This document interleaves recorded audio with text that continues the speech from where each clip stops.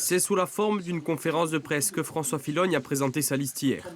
Le chef de file du Rassemblement national porte une coalition d'extrême droite composée de plusieurs mouvements comme l'Union des droites pour la République ou Mossa Palatine.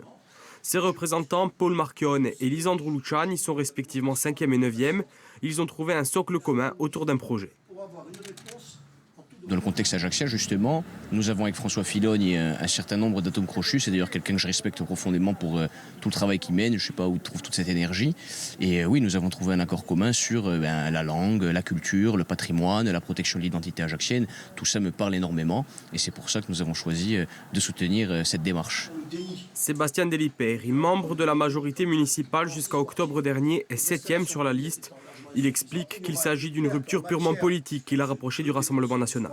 Sur le politique, j'ai rejoint François Fillogne qui mène une liste d'union des droites, qui est très importante dans notre démarche, et pour des raisons de méthode, où justement, comme l'a dit François Fillogne, va ramener le politique à la souveraineté des décisions, de l'émancipation de la ville d'Ajaccio. Accompagner la vie quotidienne dans les quartiers populaires, rénover le parc de logements sont parmi les priorités de la démarche. On a rencontré des jeunes sur Bodichon qui n'ont aucune structure. Au niveau des logements aussi, nous avons des projets de rénovation dans l'urbain. On va travailler avec le GIRTEC.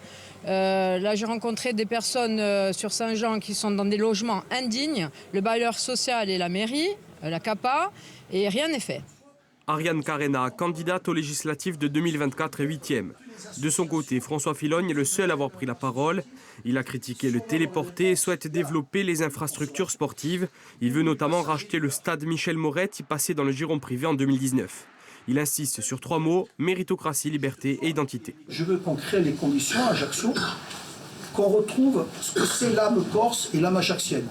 C'est notre identité, que bon nombre de gens sur le continent nous envient en disant on voudrait presque devenir des Corses, tellement on est fiers de vous.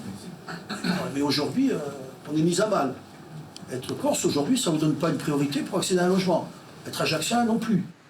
François Fillogne tiendra une réunion publique dans le quartier des Cannes ce mercredi.